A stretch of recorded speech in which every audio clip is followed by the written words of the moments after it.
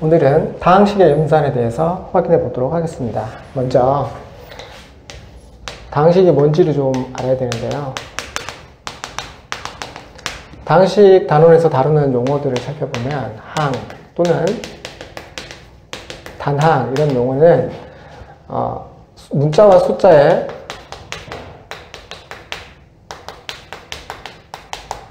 곱으로 표현된 식을 말합니다.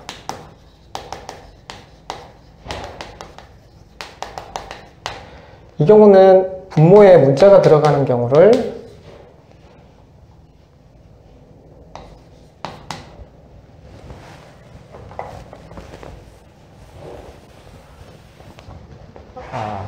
다 포함하고 있죠. 어쨌든 문자가 몇 개 들어가 있느냐, 숫자가 몇 개 들어가 있느냐에 따라서 그 차수를 확인할 수 있습니다.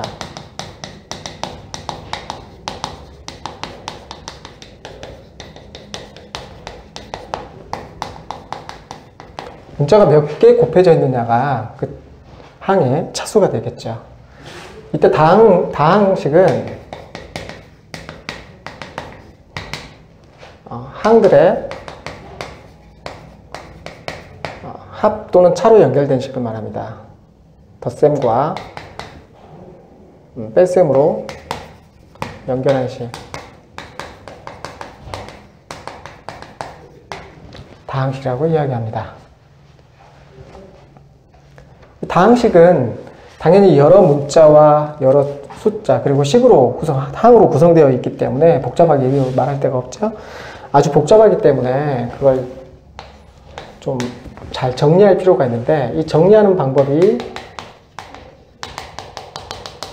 내림차순으로 정리하거나 또는 오름차순으로 정리함으로써 문제를 푸는 사람이, 식을 다루는 사람이 자기 편의에 따라서 식을 좀 더 수월하게 볼 수 있도록 정리하는 방식을 말합니다. 내림차순은 차수가 높은 차수에서 낮은 차수로 정리해 나가는 방식이고, 오름차수는 낮은 차수에서 높은 차수로 차수가 올라가면서 정리되는 방식을 오름차순으로 정리한다라고 이야기합니다.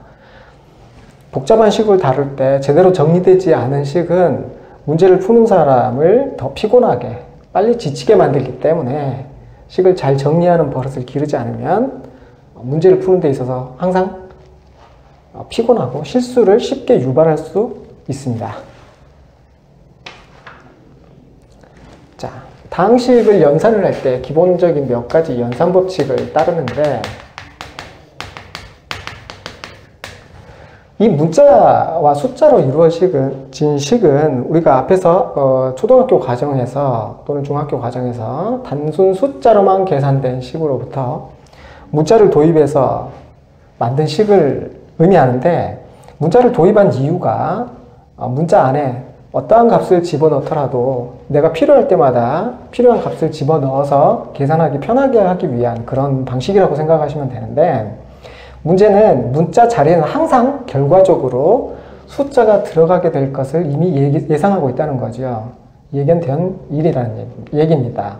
그렇기 때문에 문자도 모두 숫자처럼 생각하고 계산을 하셔도 된다는 거죠. 그러니 연산 법칙도 우리가 이미 앞서 배운 숫자 계산에서의 연산 법칙을 그대로 따를 수밖에 없습니다.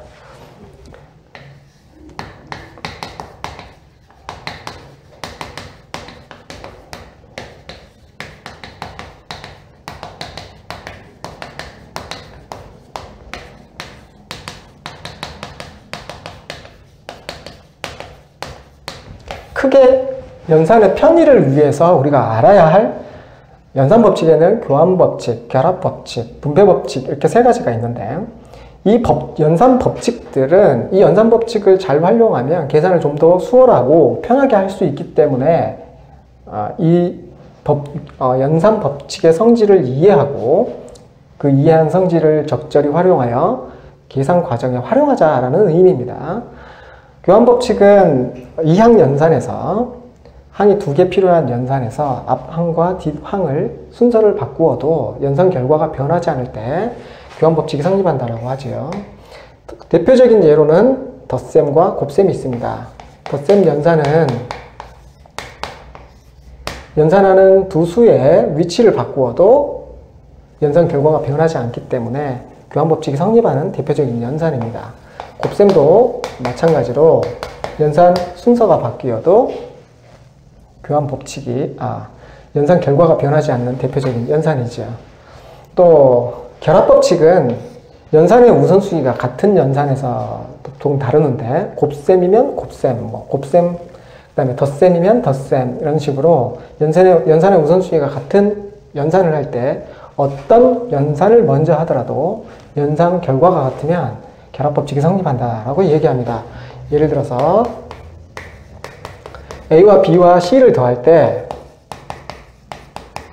B와 C를 먼저 더하고 나중에 A를 더하는 연산이나 A와 B를 먼저 더하고 C를 나중에 더하는 연산의 결과가 같은 이런 경우에 덧셈 연산은 결합법칙이 성립한다 이렇게 이야기하는 거죠.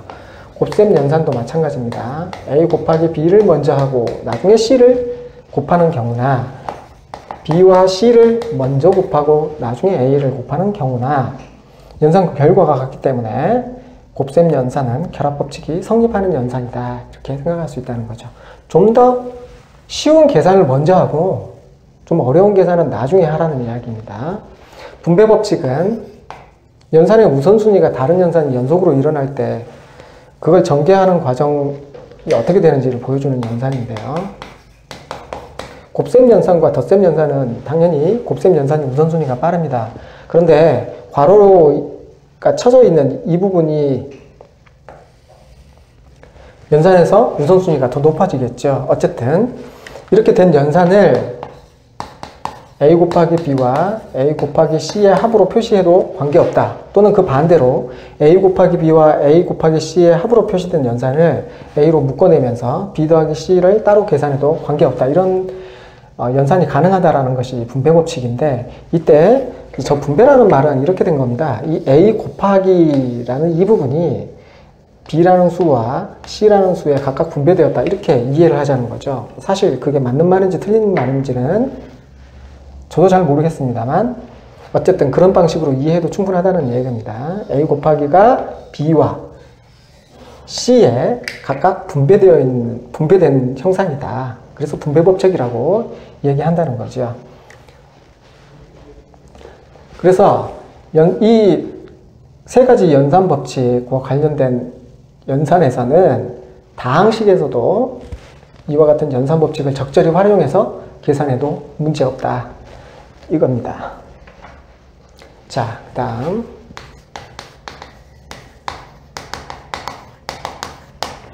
계산을 하다 보면 문자의 종류도 여러 가지가 나올 수 있기 때문에 그 복잡한 식을 어떻게 단순화시켜서 계산할 수 있을까 그걸 생각해 보면 동요항이라는 개념을 좀 생각해 봐야 될 필요가 있는데요. 동요항은 문자의 구성이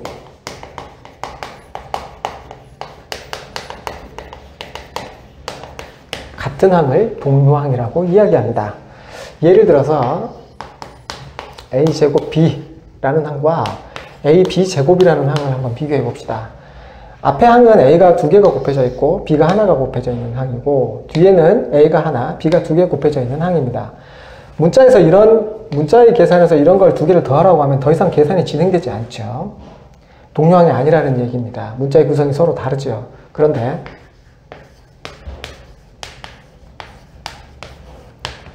이와 같은 식 같은 경우에는 a제곱 b, a제곱 b, a도 2개, b도 2개 곱해지는 상황을 이해할 수 있겠죠. 그래서 이런 경우를 동요항이라고 이야기하고 다항식의 덧셈이나 뺄셈 연산에서는 동요항끼리 묶어서 계산하자 이렇게 생각할 수 있겠죠. 3에서 2를 빼서 이렇게 a제곱 b가 공통으로 주어진 항이니까 a제곱 b를 묶어서 앞에서는 3이 남고 뒤에서는 마이너스 2가 남겠죠. 이렇게 계산하면 a제곱 b라는 하나의 항으로 계산할 수 있다. 이렇게 생각하면 됩니다. 자, 그런데 문자의 구성이 같다는 것은 문자가 완전히 일치해야 된다라는 이야기는 또 아닙니다.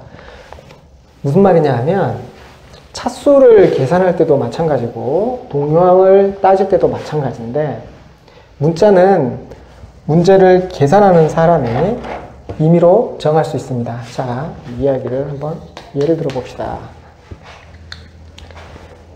a제곱 b 3승하고 a제곱 b 이렇게 더해진 항이 있다고 생각을 한번 해봅시다. 당연하게도 잘 살펴보면 문자의 구성이 서로 다릅니다. 동요항이 아니지요. 그런데 여기서 기본적으로 그 저변에 깔려있는 인식은 문자가 A, B 두 가지다라는 겁니다. A와 B를 각각 모두 다 문자로 인정을 하기 때문에 A제곱 B세제곱과 A제곱 B라는 항은 문자의 구성이 서로 다르다 이렇게 인식하게 되는 거죠.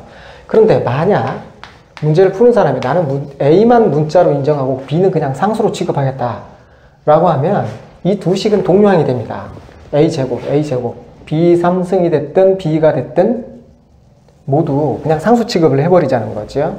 그러면 이 식은 그럼 동요항이 되니까 어떻게 계산해야 됩니까? A제곱으로 묶어서 왼쪽에서는 B세제곱이 나오고 오른쪽에서는 B가 나오고 이런 식으로 계산해서 하나의 항으로 묶어낼 수 있다 이겁니다. 그러면 이 항은 A제곱에 관한 항이 되는 거죠. 그래서 문자의 구성이 서로 다르다 하더라도 문제를 계산하는 사람이 어떤 것을 문자로 취급하고 기준을 어떤 문자로 삼느냐에 따라서, 그러니까 어떤 것을 문자로 취급하고 어떤 것을 상수로 취급하느냐에 따라서 문자의 구성을 서로 다르게 이해할 수도 있다라는 사실을 이해하시기 바랍니다.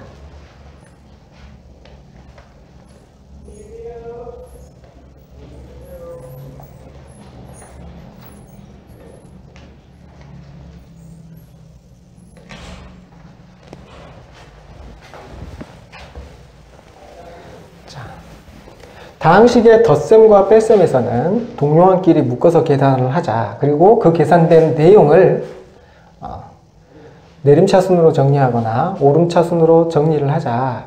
이 내용이었고요. 그다음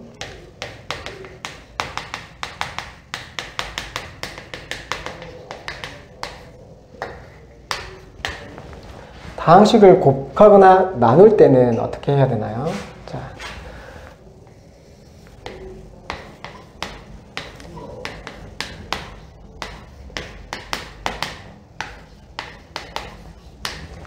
이런 식의 이야기로 예로 들어보겠습니다. 이 식은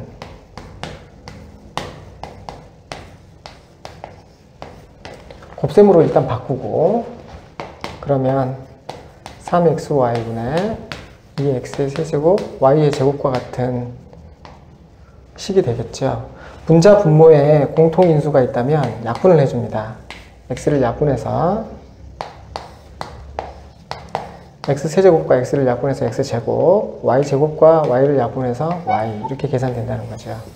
곱셈 연산과 나눗셈 연산에서는 분자와 분모에 있는 문자를 잘 관찰해서 약분을 잘 해주면 됩니다. 문제가 없습니다. 그런데 다항식에서는 그러면 어떻게 되나요? 자, 예를 들어 봅시다.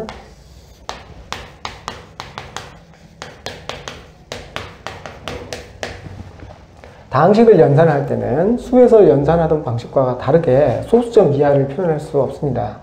그러니 이때는 목과 나머지 형태로 표시해 주자는 거죠. 실제로 x의 제곱 더하기 3x 더하기 3을 x 플러스 1로 나누는 연산은 우리가 수를 나눗셈 할 때 연산과 비슷하게 적용해서 나가는데 약간 다른 주의점이 있습니다. 이건 뭘 생각해서 나가느냐 하면 가장 높은 차수를 하나씩 제거해 나간다는 개념으로 나가야 됩니다. 자, x제곱을 제거하기 위해서는 x 플러스 1에 어떤 수를 곱해야 됩니까? x를 곱해야 됩니다. 그래야 두 개를 곱해야 x제곱을 만들어낼 수가 있죠. 그러면 x제곱 더하기 x가 되고 이때 빼보면 x제곱이 사라지고 2x가 남습니다. 그리고 뒤에 붙어있는 3 더해주죠. 그리고 2x 플러스 3에서 다시 2x를 제거할 수 있겠죠. 어떻게 하면 됩니까?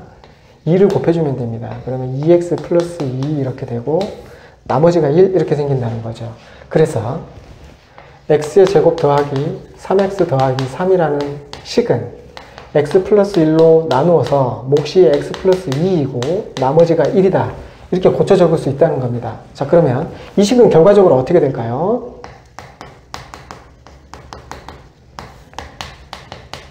이 식은 x 플러스 1 곱하기 x 플러스 2 더하기 1 이렇게 고쳐 적을 수 있다는 얘기입니다. 그러니 이걸 이렇게 분해를 해서 x 플러스 1분의 x 플러스 1 곱하기 x 플러스 2 그리고 x 플러스 1분의 1 이렇게 따로 적을 수가 있겠죠. 분자 분모에 공통인수가 있으므로 약분을 해서 x 플러스 2 더하기 x 플러스 1분의 1 이렇게 계산을 해서 적어낼 수 있다는 겁니다. 앞부분이 몫에 해당하고 이 분자에 해당하는 부분이 나머지에 해당한다는 사실을 확인할 수 있겠습니다. 자, 이렇게 다항식으로 나눌 때는 이 몫은 뭐 이렇게 차근차근 하나씩 계산해 보면 충분히 알아낼 수 있는데 나머지는 그러면 어떻게 나오느냐? 수의 계산에서는 나누는 수보다 더 작은 수가 나왔었죠. 그런데 식의 계산에서는 나누는 식보다 더 낮은 차수의 식이 나오도록 됩니다. 예를 들어서 여기는 지금 x에 대한 1차식이죠. 그러니 1차식보다 더 낮은 식, 상수항이 나온다는 겁니다. 만약 나누는 식이 만약에 2차식이다. 그러면 나머지는 1차식이거나 상수항이거나 즉 2차식보다 더 낮은 차수의 식이 나오게 된다는 겁니다. 1차식 이하로 나머지가 나오게 된다는 이야기입니다. 즉 나머지는 차수를 비교하여 나누는 식보다 더 낮은 차수의 식이 나오게 될 것이다 라는 겁니다.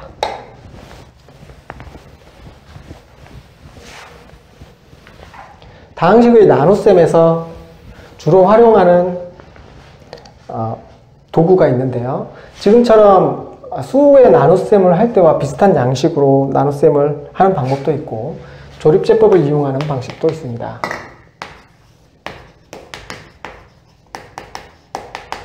조립제법은 개수만 적어서 활용을 하는데 예를 한번 들어보겠습니다. x의 제곱 더하기 2x 더하기 3을 x 플러스 1로 나눌 때 그 몫과 나머지가 어떻게 되는가 이걸 살피는데 x제곱 플러스 2x 플러스 3의 개수를 따서 순서대로 1, 2, 3 이렇게 적고 그 다음에 앞쪽에 들어가는 건 뭐냐면 나누는 수가 0이 되도록 하는 나누는 식이 0이 되도록 하는 x의 값을 대입합니다. 여기서는 마이너스 1이 되겠죠. 그래서 자, 처음에는 맨 앞에 있는 이것은 그대로 내려옵니다. 사실은 여기에 이렇게 더해서 내려오는 거죠. 그 다음에 이렇게 곱해서 올라갑니다. 그러면 마이너스 1이 되겠죠. 이렇게 곱해서 올라갑니다. 그 다음은 다시 더해서 내려오는 거죠. 그러면 1이 됩니다. 다시 곱해서 올라가고 마이너스 1이 올라가고 나머지 것도 더해서 내려옵니다. 이렇게 내려오게 되는 거죠. 이때 맨 마지막에 있는 이 수가 바로 나머지가 됩니다. 그리고 앞에 있는 이 숫자들이 몫의 개수가 됩니다. 맨 마지막에 상수항이고 앞으로 하나씩 올라가면서 차수가 올라가는 방식이죠. 그래서 이것은 x 플러스 1 이렇게 된다는 이야기입니다. 즉 이렇게 하면 몫이 x 플러스 1이고 나머지가 2인 그런 계산이 된다는 이야기죠. 즉 x제곱 플러스 2x 더하기 3은 x 플러스 1로 나누어 몫이 x 플러스 1이고 나머지가 2이다. 이렇게 계산된다는 이야기입니다. 조립제법은 언제 주로 활용되느냐 하면 나누는 식이 1차식일 때 활용됩니다. 그래야 x에다가 이 나누는 식이 0이 되도록 하는 x를 대입하기 쉽겠죠. 나누는 식이 2차식을 넘어가면 조립제법을 활용할 수 없습니다. 1차식일 때만 사용하고 1차식일 때 사용하기에도 아주 편리한 식이니까 종종 사용하는 경우가 많습니다. 주의해야 될 점은 앞으로 가는 부분은 이 뒤에 있는 이 수와 부호가 반대가 되는 걸 알 수 있죠. 그런데 여기에 있는 이 식들은 여기 있는 부호를 그대로 활용해 준다는 겁니다. 그 부분의 차이점을 이해하고 주의하지 않으면 조립제법 계산을 자주 실수합니다.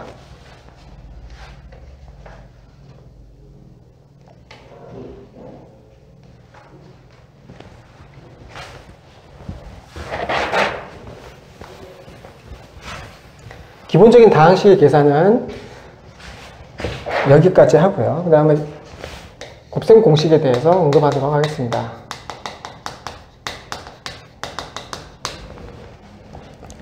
고등학교 과정에서 다루는 곱셈 공식을 주로 언급을 할 텐데, 곱셈 공식, 기본적으로 제곱식부터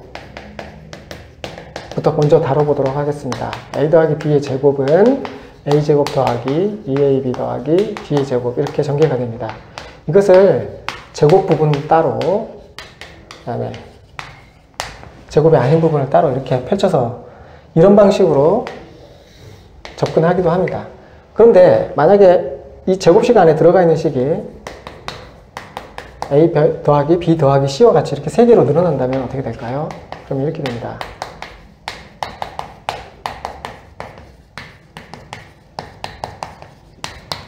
만약에 4개로 늘어나면 어떻게 될까요?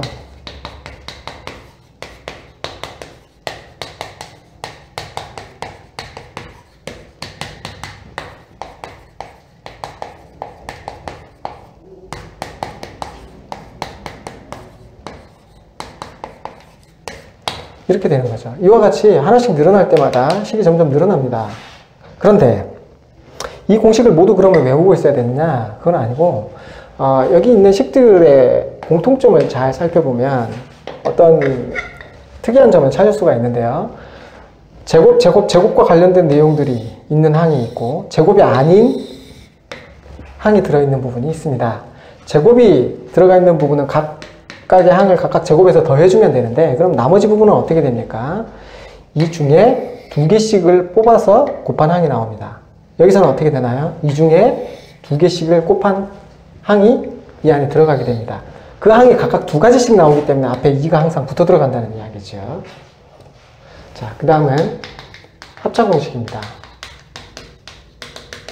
합차공식은 아주 많이 활용되는 공식이고, 특히 무리수가 분모에 있을 때 분모를 유리화하는 그런 계산에서 많이 활용됩니다.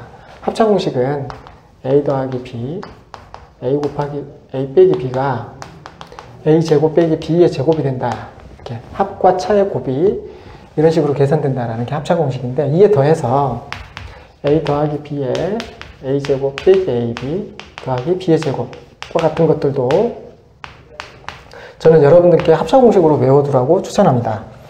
여기에 하나를 더해서 a 빼기 b의 a 제곱 더하기 ab 더하기 b의 제곱까지, 그러면 a 세제곱 빼기 b의 세제곱까지 이렇게 들어가죠. 이 식들의 공통점은 뭐냐면 부호가 더하기 빼기 더하기 이렇게 나온다는 거고요. 뒤쪽에 연결되는 식은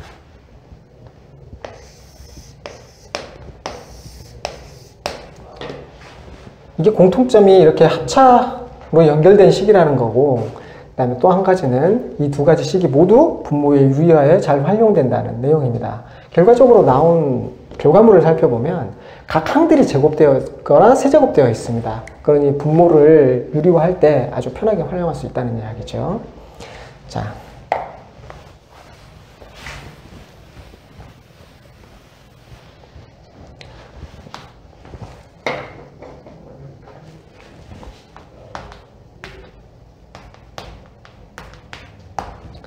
a 더하기 b의 세제곱 같은 경우를 한번 살펴보면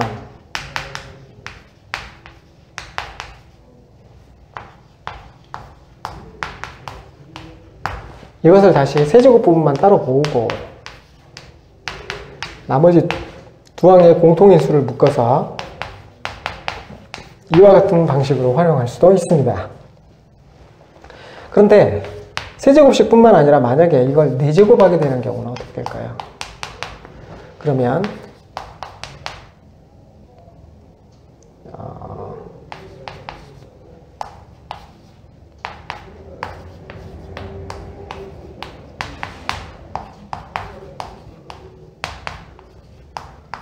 이런 식으로 되는데, 이때 이 계수들에는 아주 일정한 특징이 있습니다. 패턴이 있죠. 이런 계수들이 가지는 패턴을 공식화해 둔 것이 바로 이항정리입니다.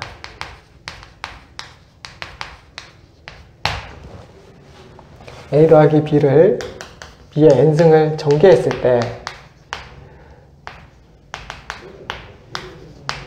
NCK에 A의 n-k승 더하기 B의 k승 이런 식으로 전개된다라는 것이 바로 이항정리인데, 이때 계수에 해당하는 녀석이 뭔가요? 바로 이 NCK에 해당하는 녀석입니다. 여기에 나오는 이 숫자들은 이 NCK에 해당하는 값들이라는 이야기죠.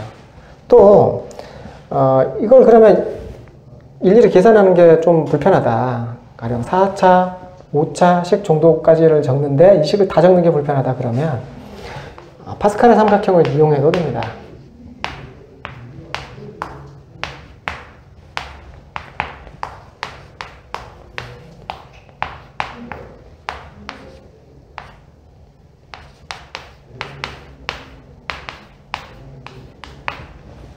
이거 지금 어떻게 되어 나가는 거냐면, 자, A 더하기 B의 1승을 하면 그 계수가 1과 1이 될 거라는 걸 짐작할 수 있겠죠. 그런데 이걸 제곱하면 계수가 A제곱, 2AB, B의 제곱 이렇게 된다는 거죠. 그 다음에 이걸 다시 세제곱, A 더하기 B를 세제곱하면 A 세제곱, 3A제곱 B, 3AB제곱, B 세제곱 이런 식으로 계수가 나온다는 겁니다. 그럼 이 앞에 있는 숫자들은 어떻게 나온 거냐면 위에 있는 걸 두 개를 더해서 나온 겁니다. 더해서 나오고 더해서 나오고 그 다음에 좌우에 똑같이 1이 계속 지금 들어가고 있는 상황이죠. 더해서 나오고, 더해서 나오고, 더해서 나오고, 더해서 나오고, 더해서 나오고, 더해서 나오고. 이런 식으로 쭉 가면 됩니다. n이 1일 때, 2일 때, 3일 때, 4일 때, 5일 때. 이렇게 해서 주어진 삼각형을 우리는 파스칼의 삼각형이라고 이야기하는데, 숫자가 작을 때는 이렇게 해서 몇 가지를 계산해보고 그 계수를 바로 눈으로 확인해 볼 수 있겠죠.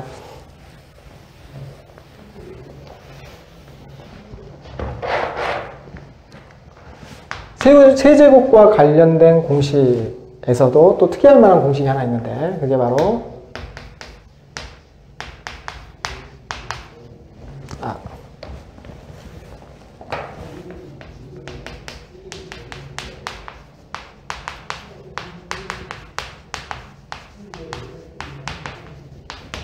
이 값이